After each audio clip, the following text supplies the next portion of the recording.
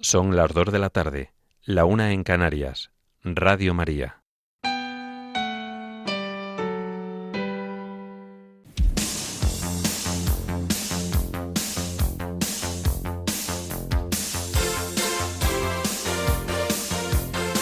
Servicios informativos de Radio María.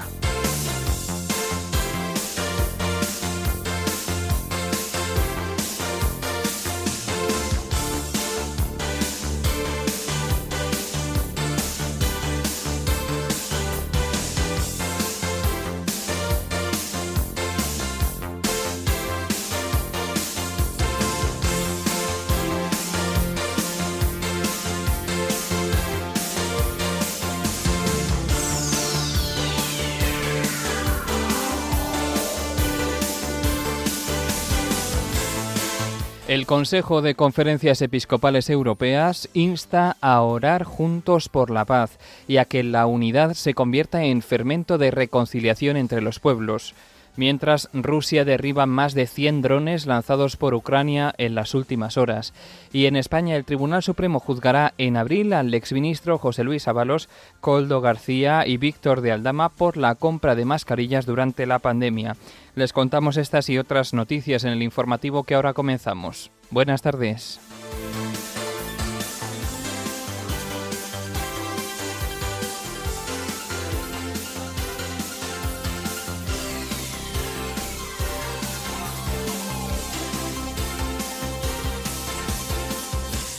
El Papa León XIV se reúne con los familiares de las víctimas del incendio de Crans-Montana y los invita a encontrar consuelo en la Virgen al pie de la cruz. El secretario de Estado de la Santa Sede exhorta a fortalecer los lazos de amistad y cooperación en Kuwait. La diócesis de Cartagena celebra la fiesta de su patrón, San Fulgencio, con la celebración de la misa en rito hispano-mozárabe. Madrid acogerá el 11º encuentro de directores espirituales organizado por la Comisión Episcopal para el Clero y Seminarios. La opositora venezolana María Corina Machado entrega su Nobel de la Paz al presidente de Estados Unidos, Donald Trump, y afirma que cuentan con él para la liberación de Venezuela. Un tribunal de Corea del Sur condena al expresidente surcoreano Yoon Suk-yeol a 5 años de cárcel por la ley marcial. En España, el País Vasco gestionará las prestaciones no contributivas y los subsidios por desempleo desde el 1 de enero del año que viene, tras llegar a un acuerdo con el gobierno de Pedro Sánchez. 6 comunidades autónomas están en alerta por nevadas y temporal marítimo, con Galicia en riesgo importante. Y en deportes, el Barcelona y el Valencia se clasifican para cuartos de final de la Copa del Rey.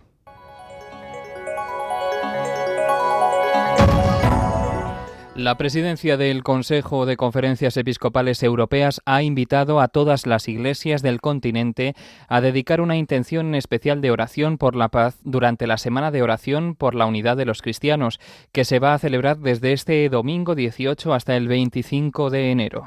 El presidente de este consejo, Monseñor Guintaras Grusas, ha hecho este llamamiento en el contexto de la reciente firma de la Carta Ecuménica Actualizada, celebrada en Roma. Este gesto inaugura oficialmente la fase de recepción del documento en toda Europa. Monseñor Grusas expresa que la oración sigue siendo el alma de todo el movimiento ecuménico y encuentra una expresión particularmente poderosa durante la octava anual de oración por la unidad de los cristianos.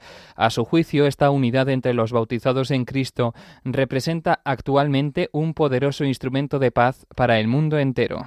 La invitación llega con motivo del 25º aniversario de la firma de la primera Carta Ecuménica, firmada en Estrasburgo en 2001, en un contexto internacional marcado por graves amenazas a la paz, conflictos armados y crecientes tensiones geopolíticas. Ante esta situación, las iglesias están llamadas a renovar con fuerza un llamamiento común a la oración, para que la unidad se convierta en fermento de reconciliación entre los pueblos y las partes en conflicto. Cambiemos ahora de asunto. Las autoridades de Rusia han anunciado que han derribado más de un centenar de drones lanzados por Ucrania en las últimas horas. Todavía se desconoce si este ataque ha provocado víctimas o daños materiales en territorio ruso. Por su parte, el ejército ucraniano ha denunciado el lanzamiento de más de 75 drones por parte de las fuerzas rusas, 53 de los cuales habrían sido interceptados. Sin embargo, ha confirmado impactos de 19 drones en 9 puntos y no se ha pronunciado informado sobre posibles víctimas. Rusia ha intensificado sus bombardeos contra Ucrania durante las últimas semanas. En este contexto, los servicios de inteligencia de Reino Unido han afirmado que Rusia quintuplicó el año pasado 2025 sus ataques con drones contra Ucrania respecto al 2024. Han destacado además que esta información demuestra el aumento de las capacidades y producción de drones kamikaze por parte de Moscú y que complica la defensa aérea ucraniana. Finalmente, Reino Unido ha explicado que la campaña de ataques aéreos rusa está centrada en la infraestructura energética crítica de Ucrania, algo que incrementa significativamente las dificultades de la población civil durante los meses de invierno. Ante esta situación, recordamos que este miércoles el presidente ucraniano Volodymyr Zelensky declaró un estado de emergencia energético en todo el país. Y ya en España, el Tribunal Supremo tiene previsto juzgar el próximo mes de abril al exministro José Luis Ábalos, al asesor ministerial Koldo García y el empresario Víctor de Aldama por las presuntas irregularidades en la compra de mascarillas durante la pandemia. Fuentes jurídicas han explicado que el alto tribunal celebrará el 6 de febrero una audiencia en la que escuchará las cuestiones preliminares planteadas por las defensas. En el caso de no prosperar, el Supremo juzgaría a los 3 acusados en el mes de abril, en una fecha aún por determinar. La Fiscalía pide 24 años de prisión para Ábalos, 19 años y medio para Koldo y 7 años para Aldama. Por su parte, las acusaciones populares reclaman 30 años de cárcel para el exministro y su exasesor, mientras que para el empresario solicitan la misma pena que el Ministerio Público.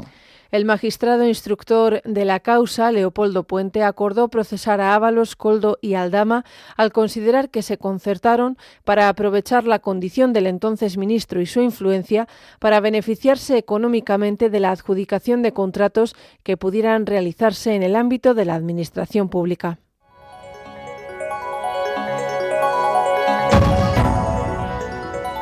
Noticias de la Iglesia en el mundo.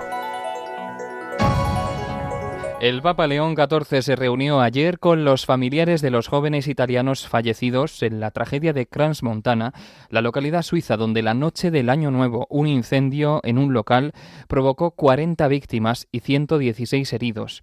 En este encuentro, el pontífice les aseguró su oración, junto con la de toda la Iglesia.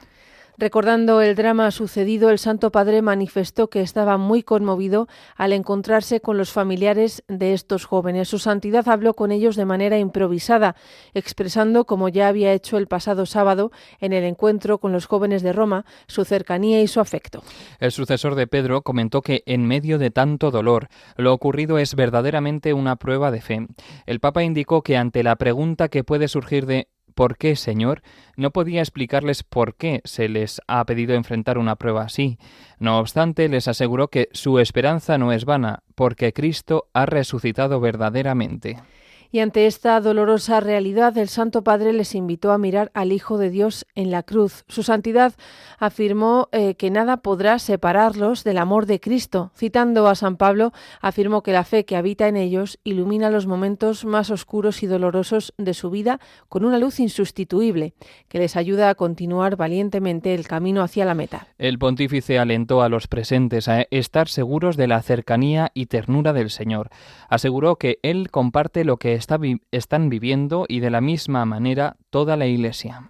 Dirigiéndose a los familiares de las víctimas, León XIV apuntó que su corazón está traspasado, como lo estuvo el de María al pie de la cruz, y encomendándoles a Nuestra Señora de los Dolores, les invitó a dirigir a ella sus lágrimas sin reservas y a buscar en ella el consuelo materno que podrá darles.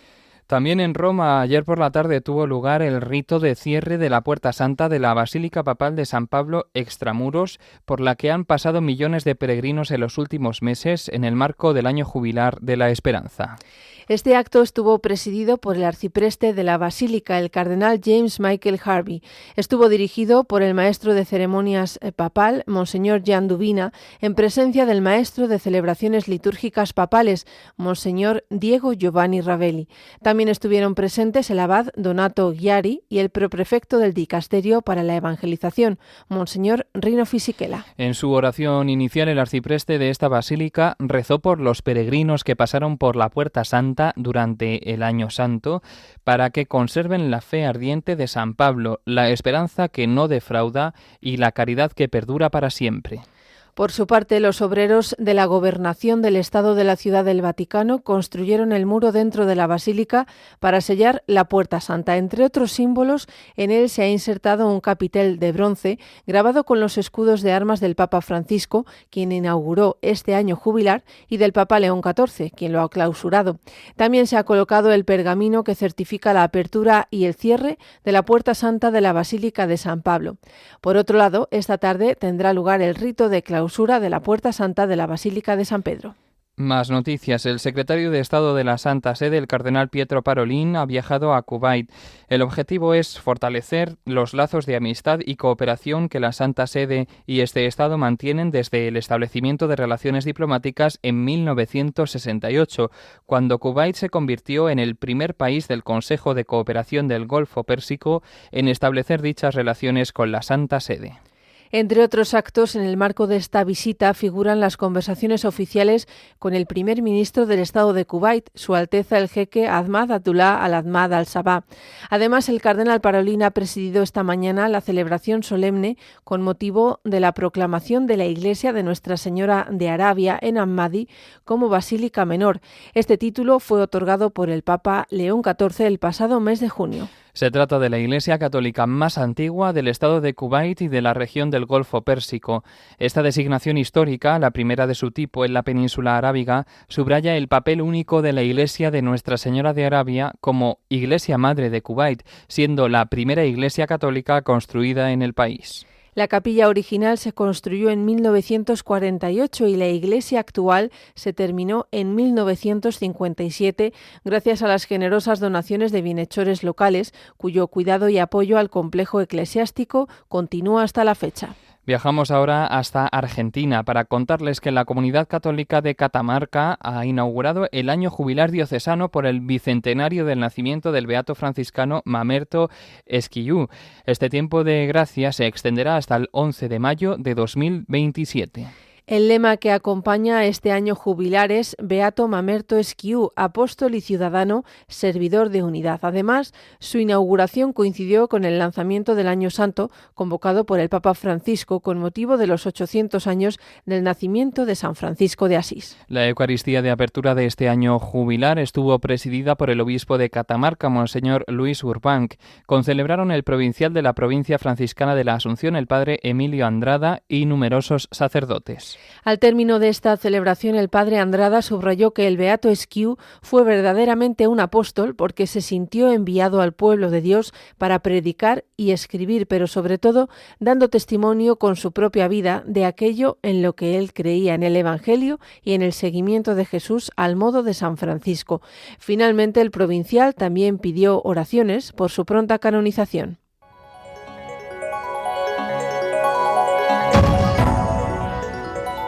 Noticias de la Iglesia en España. La diócesis de Cartagena, en la región de Murcia, celebra hoy la fiesta de su santo patrono, San Fulgencio. Como cada año, la Catedral de Murcia ha acogido la celebración de la Santa Misa en rito hispano-mozárabe. Ha estado presidida por el obispo diocesano, Monseñor José Manuel Lorca Planes. La celebración ha comenzado con una procesión claustral con la urna de plata que contiene las reliquias de San Fulgencio. A continuación se ha celebrado la Eucaristía, concelebrada por la gran mayoría de sacerdotes de la diócesis. En su homilía, el obispo de Cartagena ha destacado el testimonio de San Fulgencio como defensor de la fe y su fidelidad a la voluntad de Dios. A su vez, Monseñor Lorca ha invitado a meditar en cómo este santo respondió generosamente al amor de Cristo, en cómo lo vivió y cómo lo predicó. De este modo, ha subrayado que el centro de su atención fue el Señor. El prelado también ha recordado que este año se celebra en Monteagudo el año jubilar en torno al Sagrado Corazón de Jesús. Monseñor Lorca ha propuesto que este sea un tiempo para acompañar a la gente al corazón misericordioso de Cristo, para ofrecer el regalo del Evangelio y de la palabra, que ayude e ilumine las vidas rotas o perdidas y que puedan descansar en el Señor.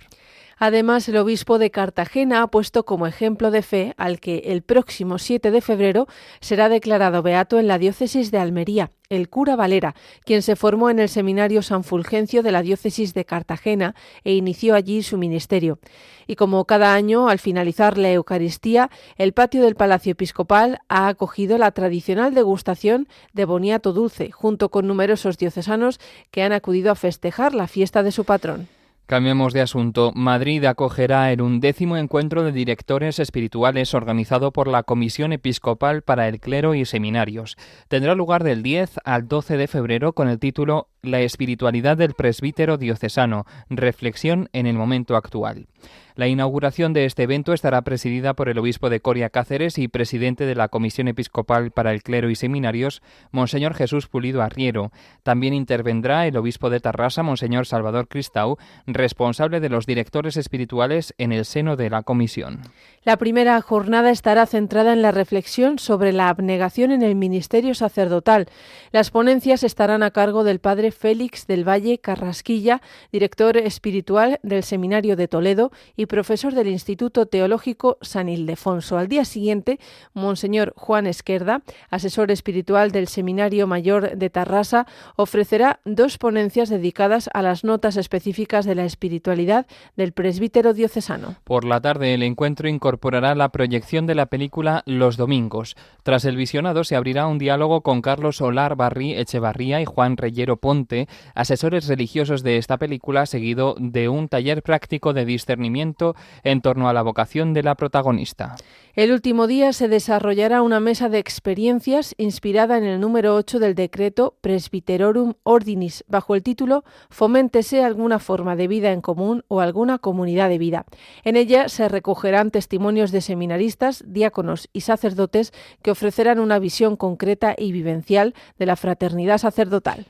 Y les recordamos también que hoy se estrena el documental La cruz es mi alegría, no mi pena, sobre el testimonio de Fray Pablo María de la Cruz, un joven de Salamanca que falleció en julio de 2023 a los 21 años de edad, unas semanas después de haber realizado sus votos como carmelita en el convento de San Andrés, el Carmen de Abajo.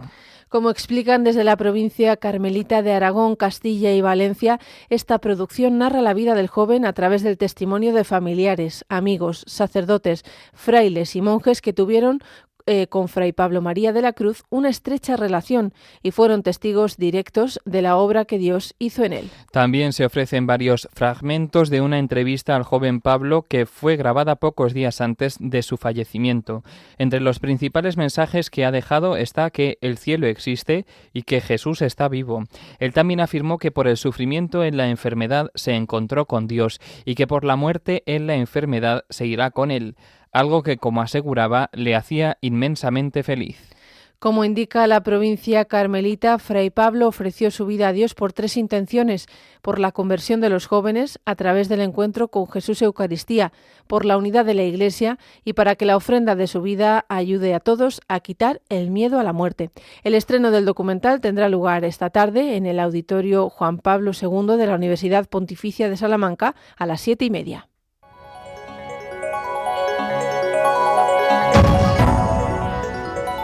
Información internacional. El presidente de los Estados Unidos, Donald Trump, ha recibido en Washington a la opositora venezolana María Corina Machado, quien le ha entregado su Premio Nobel de la Paz. Ha afirmado la política hispanoamericana por su compromiso único, ha dicho, con la paz. Por su parte, y en declaraciones a la prensa tras la reunión que han mantenido a puerta cerrada, María Corina Machado ha asegurado que cuenta con el mandatario estadounidense para la libertad de su país, la libertad de todos los presos políticos en Venezuela y la libertad de todos los venezolanos. Durante la jornada, Machado también se ha reunido en el Capitolio con senadores republicanos y demócratas, a quienes ha agradecido el apoyo recibido por las autoridades estadounidenses cuando salió de Venezuela para la ceremonia del Nobel en la capital de Noruega, en Oslo. Por el momento, ni Donald Trump ni su gabinete han dado detalles sobre el encuentro. Sin embargo, la portavoz de la Casa Blanca ha insistido en que hasta el momento el presidente de Estados Unidos no ha cambiado su postura sobre que la opositora no puede gobernar Venezuela, según afirma Donald Trump, por falta de apoyo dentro del país hispanoamericano. Nos vamos a Asia. Un tribunal de Corea del Sur ha condenado a 5 años de cárcel al expresidente destituido Yoon Suk-yeol tras la ley marcial que declaró en su país en diciembre de 2024 y que le costó el cargo. Estaba imputado por varios delitos, entre los que se encuentran el de obstrucción a la justicia, abuso de poder y falsificación y destrucción de documentos. Además, el fallo del tribunal surcoreano también incluye la violación del derecho constitucional de los ministros, a los que Yoon habría impedido deliberar sobre la imposición de la citada ley. El juez ha subrayado que la ley marcial es una legislación de emergencia extremadamente excepcional que solo puede invocarse, ha dicho, cuando no hay otra manera de superar una crisis nacional y no para sacar rédito político o evitar investigaciones.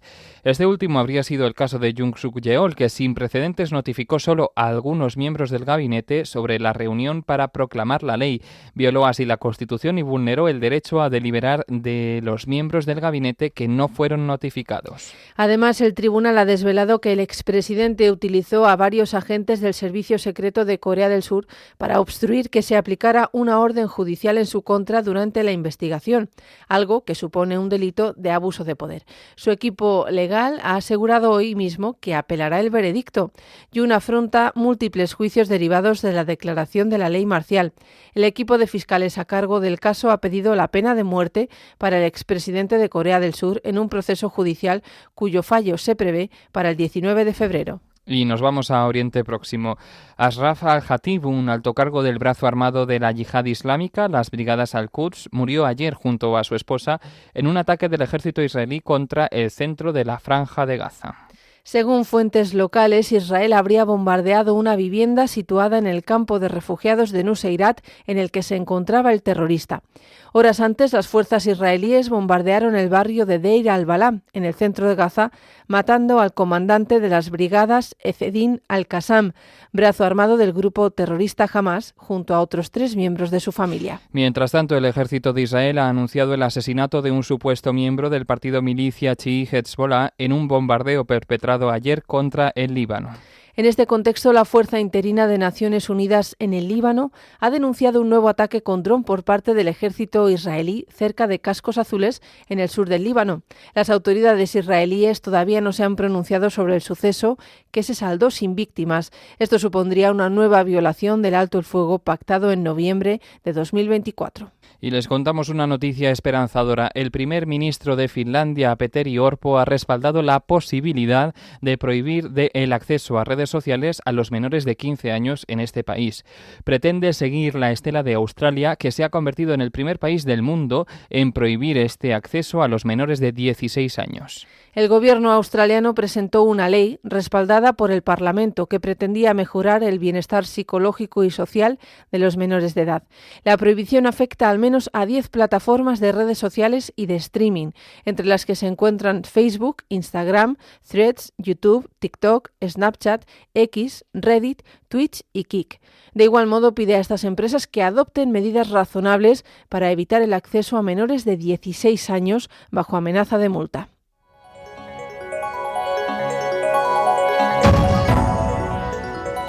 Información nacional. El Gobierno central y el Ejecutivo vasco han oficializado el traspaso de 5 competencias, entre las que se encuentran las prestaciones por desempleo, las prestaciones no contributivas de la Seguridad Social, Salvamento Marítimo, el Seguro Escolar y el Centro de Verificación de Maquinaria de Baracaldo, en Vizcaya. El Gobierno vasco gestionará los subsidios por desempleo, las prestaciones no contributivas y el seguro escolar desde el próximo 1 de enero del año que viene, mientras que asumirá las labores de salvamento marítimo a partir del 1 de octubre de este año. El lehendakari, Imanol Pradales, ha criticado que la reunión llega tarde y se produce, asegura, tras un camino plagado de obstáculos y resistencias políticas y administrativas. Ha asegurado también que la nueva fase de negociación para las futuras transferencias será la reválida para acreditar la voluntad política real del Gobierno español y del presidente Sánchez ante el actual curso político. Cambiamos de asunto. Galicia está hoy en alerta naranja, riesgo importante, por temporal de olas de hasta 6 metros en zonas como La Coruña y Lugo o Rías Bajas, y a la que se suman otras 5 comunidades, también en alerta amarilla por alguna inclemencia, sin descartar nevadas que podrán afectar a autovías en el norte de la península. Están en amarillo por nevadas la Comunidad de Madrid y Castilla y León. Además, por temporal marítimo, Asturias, Cantabria y País Vasco, según las predicciones de la Agencia Estatal de Meteorología. Además, se prevén nevadas en la montaña de Orense, con acumulaciones de 5 centímetros en 24 horas, en torno a los 1.000-1.200 metros, que podrán afectar a la A52 en el límite con Sanabria, en Zamora, lo que ha activado la alerta amarilla. Durante la mañana, lugares como la depresión central de Lérida, en Cataluña, ha estado en alerta amarilla por nieblas con visibilidad de 100 metros y el Pirineo de Gerona por temperaturas mínimas de hasta -6 grados en el territorio de la Cerdaña. Vamos a conocer ahora el estado actual de las carreteras españolas con el boletín radiofónico de la Dirección General de Tráfico. ¿Qué tal? Muy buenas tardes. Actualizamos la información del tráfico en esta jornada de viernes 16 de enero, siendo las 2:30, las 11:30 en Canarias, y esta hora ya circulación totalmente establecida y normalizada en las carreteras españolas y no registramos grandes incidencias. Tan solo van a encontrar ligeras complicaciones en la salida de Málaga por la A45 en Casa Bermeja y en Tenerife, en la TF1 ya en Costa de G, dirección a las Chafiras. Además, también les recordamos que por nieve hay una vía afectada de la red principal entre Madrid y Segovia, ya la 1 en Somosierra en nivel verde, es decir, transitable con precaución. Y al margen de ello, como decía, en el resto de carreteras prima la tranquilidad a esta hora de la tarde. Seguiremos informándoles. Con estos temporales, varias personas han muerto en los últimos días en las calles de diversas ciudades españolas, pese al refuerzo de los dispositivos de atención ante las bajas temperaturas desplegados por ayuntamientos y distintas instituciones. Entidades sociales denuncian que los dispositivos especiales activados por muchos municipios por las bajas temperaturas son insuficientes y resultan ineficaces para proteger a estas personas. Les hablamos de economía. La Seguridad Social ha registrado casi 205.000 afiliados extranjeros más a lo largo del año 2025, hasta rozar los 3.100.000 cotizantes foráneos, la cifra más alta a cierre de año.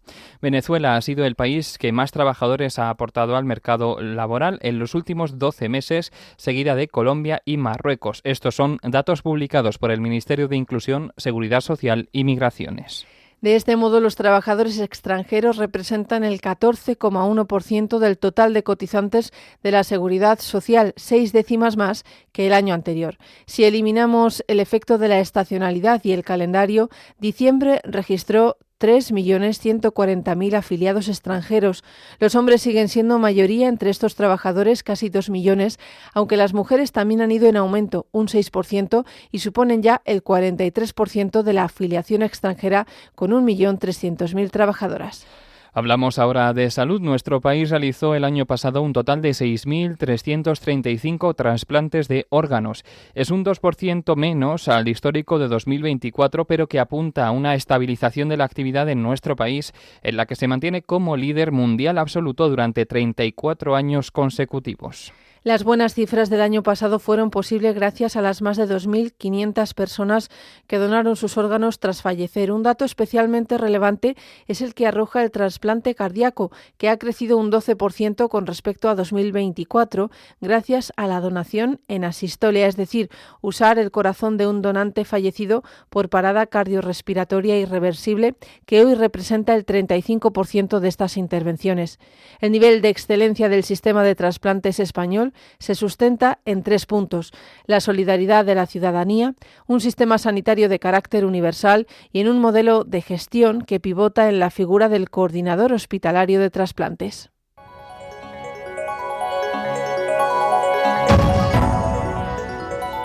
Información deportiva.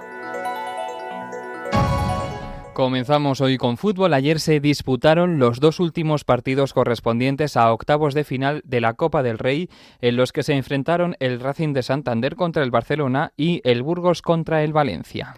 El Barcelona logró la victoria por 0-2 gracias a los goles de Ferran Torres y Lamine Yamal, mientras que el Valencia también se llevó el triunfo por 0-2 con los tantos de Iranzo y Sadik, por lo que ambos equipos de primera división se clasifican para la ronda de cuartos. En balonmano, la selección española masculina venció por 29-27 a la de Serbia en la primera jornada del Campeonato de Europa 2026, disputada ayer en Dinamarca, en un buen estreno para los españoles dentro de un exigente Grupo A. España firmó una gran primera mitad y se fue al descanso 19-15, aunque sufrió más en la segunda parte. Después de esta victoria, España se medirá a Austria mañana sábado a las 6 de la tarde, hora peninsular española, en la segunda jornada de la fase de grupos.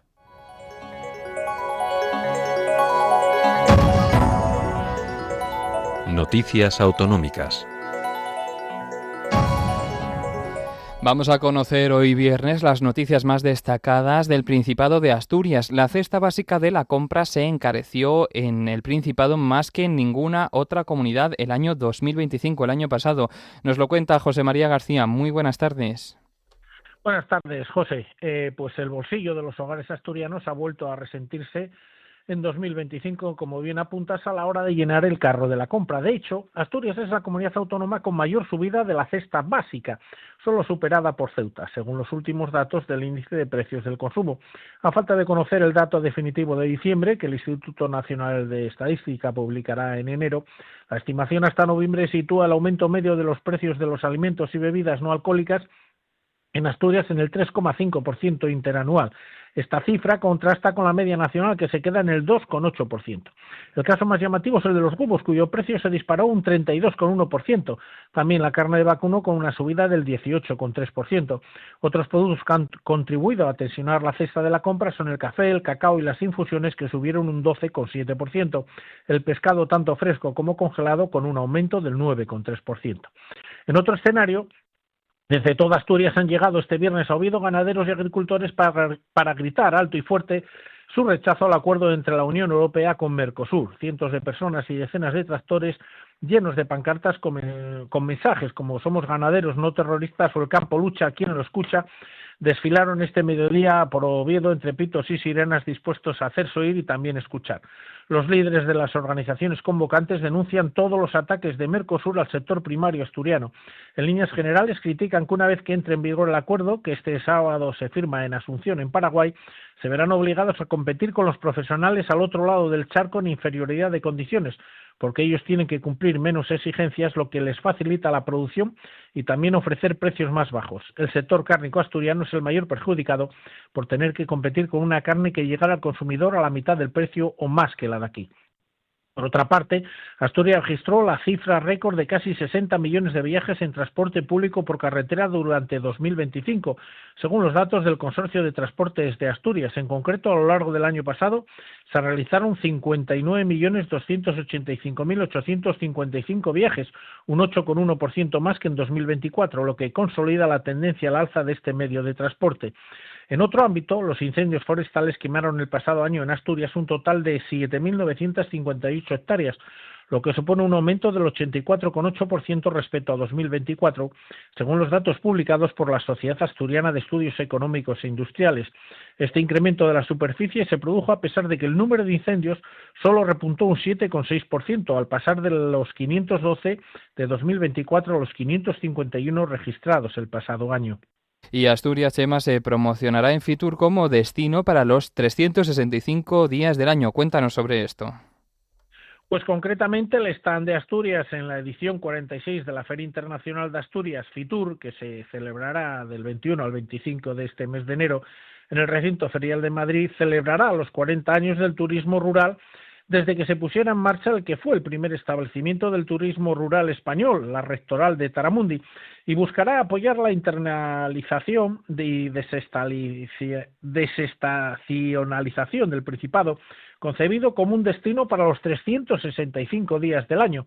En el espacio destinado a la región, en el evento se celebrarán los 40 años y se podrá disfrutar de una experiencia inmersiva de gran impacto, con pantallas LED que envuelven al visitante, con imágenes de cascadas, playas y montes nevados, y asimismo el stand contará con un gran mapa interactivo para explorar los recursos turísticos de todos los concejos asturianos. Además, el profesorado asturiano y el cántabro son los más satisfechos con los recursos que disponen en sus centros, y casi 4 de cada 10 señalan que son suficientes, según el estudio sobre el malestar docente realizado por los sindicatos de la enseñanza STS y difundido este lunes. Y por último, Asturias vivió en 2025 el segundo año más cálido de la historia, con una temperatura media de 13 grados, 1,1 grados por encima del promedio anual, 11,9, y el tercero más seco, con precipitaciones que se situaron un 22% por debajo de la media. Según el resumen climatológico de la Agencia Estatal de Meteorología, 2025 fue extremadamente cálido y se situó como el segundo con una mayor temperatura media del periodo 1961-2025, empatado con el año 2022. Y esto ha sido todo desde Oviedo, capital del Principado de Asturias, paraíso natural. Buenas tardes. Buenas tardes, José María García. Muchas gracias por esta información.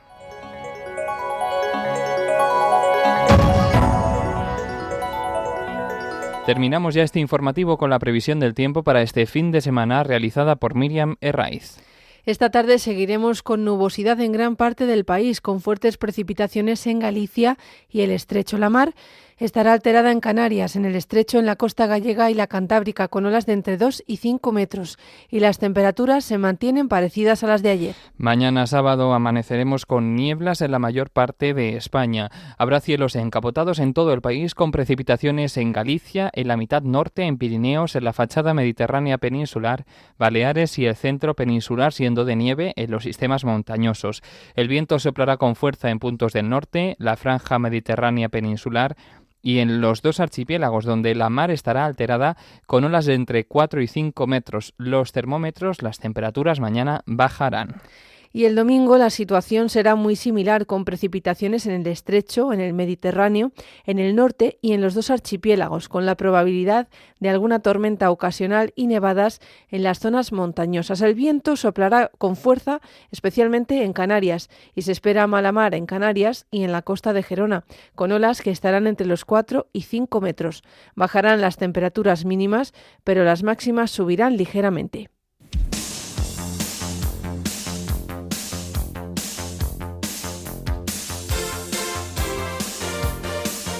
Esto es todo por el momento. Los hemos acompañado en la redacción Cristina Abad, Paloma Méndez y Natalia Otero de Bustos, y se lo hemos contado Marta Troyano y José García. Tendrán más noticias esta noche a las 10, las 9 en Canarias. Buenas tardes. Informativos de Radio María.